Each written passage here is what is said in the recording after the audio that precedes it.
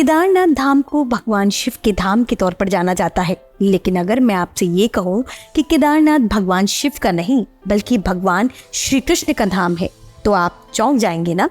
लेकिन ये सत्य है। आज इस वीडियो में हम आपको केदारनाथ ज्योतिर्लिंग से जुड़ी अनोखी और अलौकिक रहस्यों के बारे में बताएंगे। उनमें से एक बैल रूपी शिवलिंग की स्थापना कब और कैसे हुई ये बताएंगे, और साथ ही साथ ये भी बताएंगे कि इस पवित्र धाम का रहस्य क्या है। यहाँ महाभारत काल से जुड़ी कौन कौन सी किंवदंतियां प्रचलित है। यहाँ भगवान शिव की सेवा करने वाले पुजारी ने कैसे और कब किया महादेव के साक्षात दर्शन, और बद्रीनाथ धाम में शंख बजाना क्यों है वर्जित। लेकिन उससे पहले आप हमारे YouTube चैनल वार्ता 24 को सब्सक्राइब कर लीजिए, और अगर आप ये वीडियो Facebook पर देख रहे हैं तो फौरन लाइक कर लीजिए। दोस्तों, 12 महादेव के ज्योतिर्लिंगों में केदारनाथ धाम की मान्यता सबसे ज्यादा है। यहाँ शिवलिंग का आकार बैल की पीठ के समान त्रिकोणाकार है। पौराणिक कथाओं की माने तो इस ज्योतिर्लिंग के प्राचीन मंदिर का निर्माण महाभारत का युद्ध खत्म होने के बाद कराया गया था। हिंदू धर्म के अनुसार महाभारत काल में भगवान शिव ने पांडवों को साक्षात दर्शन दिए थे, जिनमें सबसे श्रेष्ठ युधिष्ठिर ने महाभारत युद्ध के दौरान अपने विजयी होने की शुभकामना और विजयी होने का उपाय पूछा था। तब उन्हें ज्ञान के देवता धर्मराज यम ने ये सलाह दी थी कि वो भगवान शिव की तपस्या करें। युधिष्ठिर ने धर्मराज की सलाह को मानते हुए केदारनाथ क्षेत्र में भगवान शिव की तपस्या की, जिसके बाद उन्होंने लंबे समय तक कड़ी तपस्या की, जिससे भगवान शिव खुश हुए और उन्हें विजयी होने का आशीर्वाद दिया। भगवान शिव ने 5 पांडवों समेत द्रौपदी को अपने साक्षात दर्शन दिए और उन्हें आशीर्वाद दिया, जिससे परिणाम स्वरूप पांडवों को भगवान शिव के दर्शन होने से उन्हें विजयी होने में मदद मिली और युद्ध में उनकी विजय का मार्ग प्रशस्त हुआ। ये घटना हिंदू पौराणिक कथाओं में विस्तार से वर्णित है। वहीं धार्मिक ग्रंथों में वर्णित दूसरी कथा की माने तो महाभारत युद्ध में विजय के पश्चात पांडवों में सबसे ज्येष्ठ युधिष्ठिर का राज्याभिषेक हस्तिनापुर के राजा के रूप में किया गया था, जिसके बाद 4 दशक तक युधिष्ठिर ने हस्तिनापुर पर राज किया। इसी दौरान 5 पांडव भगवान श्री कृष्ण के साथ बैठकर महाभारत युद्ध की समीक्षा कर रहे थे। समीक्षा करते हुए पांडवों ने श्री कृष्ण से कहा, हे नारायण, हम सभी पांडवों के ऊपर ब्रह्म हत्या के साथ साथ अपने बंधु बांधवों की हत्या का कलंक है। इस कलंक को कैसे दूर किया जाए, कृपया इसका उपाय बताएं। जिसके बाद भगवान कृष्ण ने पांडवों से कहा, ये सच है कि युद्ध में जीत तुम्हारी हुई है, लेकिन तुम लोग अपने गुरु और बंधु बांधवों को मारने के कारण पाप के भागीदार बन चुके हो, और इन्हीं पापों के कारण तुम लोगों को मुक्ति मिलना असंभव है। लेकिन इन पापों से निजात तुमको सिर्फ एक ही देवता दिला सकते हैं, और वो है स्वयं महादेव। इसलिए तुम सबको महादेव की शरण में जाना चाहिए। जिसके बाद पांडवों को रास्ता दिखलाने के पश्चात भगवान श्री कृष्ण द्वारका लौट गए।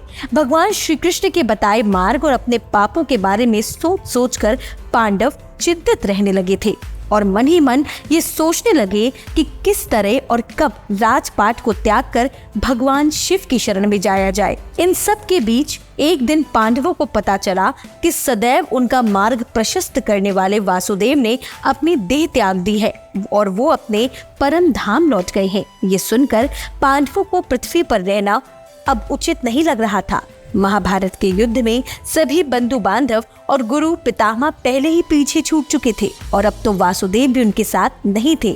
ऐसे में पांडवों ने अपना पूरा राजकाज राजा परीक्षित को सौंप दिया था और पत्नी द्रौपदी समेत हस्तिनापुर को छोड़कर शिव जी की तलाश में दर दर भटकने लगे। हस्तिनापुर से निकलने के बाद सबसे पहले 5 भाई और द्रौपदी शिव जी के दर्शन के लिए पांडव काशी पहुंचे। वहां जब महादेव उन्हें नहीं मिले, जिसके बाद इन सब ने मिलकर कई और जगहों पर भगवान शिव को ढूंढना शुरू किया, लेकिन वो जहां कहीं भी जाते भगवान शिव वहां से पहले ही निकल जाते। महादेव को ढूंढते ढूंढते ये सभी लोग एक दिन हिमालय पर्वत तक जा पहुंचे। यहाँ भी जब शिव जी ने इन लोगों को अपनी ओर आता देखा तो वो छिप गए, मगर इस बार युधिष्ठिर ने भगवान शिव को छिपते हुए देख लिया था। तब युधिष्ठिर ने भगवान शिव से आग्रह किया, हे प्रभु, आप कितना भी छुप जाएं, लेकिन हम आपके दर्शन किए बिना यहाँ से नहीं जाएंगे। और मैं ये जानता हूँ कि आप इसलिए हमसे छिप रहे हैं क्योंकि हमने युद्ध भूमि में अपने प्रियजनों की हत्या करके घोर पाप किया है। युधिष्ठिर के इतना कहने के बाद ही पांचों पांडव आगे बढ़ने लगे और उसी समय तीव्र गति से पीछे से आ रहा एक बैल उन पर झपट पड़ा, जिसके बाद पांडवों में सबसे ज्यादा शक्तिशाली भीम ने आगे आकर बैल का सामना किया। इस लड़ाई में बैल ने अपना सर चट्टानों के बीच में जाकर छुपा लिया। कुछ ही देर बाद बैल की पूंछ भीम के हाथ में थी, जिसके बाद बैल का सर धड़ से अलग होकर कुछ ही दूरी पर जाकर गिर पड़ा, जिसने शिवलिंग का रूप ले लिया और कुछ समय पश्चात उस शिवलिंग से भगवान शिव प्रकट हुए। भगवान शिव ने अपने दर्शन देकर पांडवों को सभी पाप से मुक्त कर दिया। भगवान शिव को साक्षात अपने सामने देखकर सभी पांडवों ने महादेव को नमन किया, जिसके बाद भोलेनाथ ने उन्हें स्वर्ग का मार्ग दिखाया और अंतर ध्यान हो गए। जिसके बाद पांडवों ने उस शिवलिंग की पूजा अर्चना की और आज वही शिवलिंग केदारनाथ धाम के नाम से जानी जाती है। आज भी इस घटना का प्रमाण केदारनाथ की शिवलिंग बैल के कूल्हे के रूप में मौजूद है।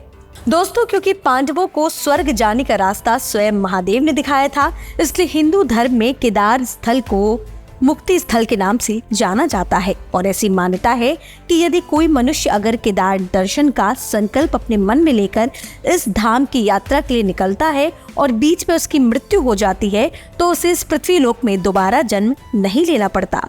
ये तो आप जानते ही होंगे कि देवों के देव महादेव का प्रमुख निवास स्थान कैलाश पर्वत है। दुनिया के सभी पर्वतों में विशेष कैलाश पर्वत हिमालय पर्वत श्रृंख में स्थित है और हिंदू धर्म में भगवान शिव के प्रमुख आवास स्थल के रूप में प्रसिद्ध है। यही नहीं, इस पर्वत से स्वर्ग तक जाने का रास्ता है। ये भी कहा जाता है कि यहीं से केंद्रित होकर भगवान शिव अपने भक्तों का ध्यान, आशीर्वाद और समर्थन करते हैं। ये जगह अपने आप में दिव्य और खास इसलिए भी है क्योंकि यहाँ समय समय पर भोलेनाथ अपने भक्तों को अपने होने का एहसास दिलाते हैं। इस धाम में रहकर भगवान शिव की पूजा और सेवा करने वाले पुजारी को एक बार खुद साक्षात महादेव के दर्शन हुए हैं।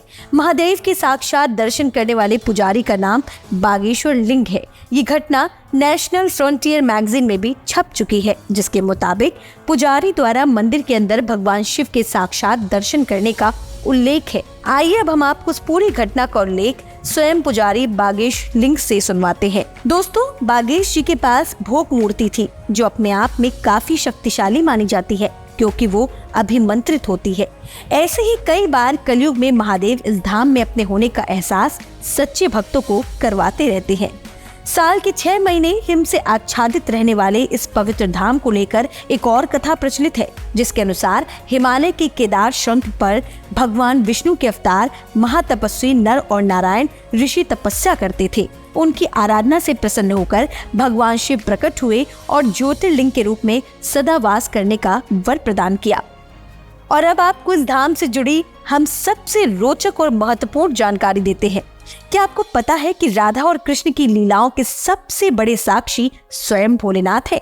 जी हाँ, यहाँ तक कि ब्रज क्षेत्र में भगवान केदारनाथ को परिलक्षित करता हुआ एक महत्वपूर्ण स्थान भी है। माना जाता है कि द्वापर काल से ही ब्रज में भगवान केदारनाथ विराजमान हैं और आज तक अपने उसी दिव्य और विचित्र स्वरूप के दर्शनों से भक्तों को आशीर्वाद देते हैं। वहीं अब हम आपको उत्तराखंड के चमोली जिले में अलकनंदा नदी के पास स्थित बद्री धाम से जुड़ा एक और चौंकाने वाला रहस्य बताने वाले हैं।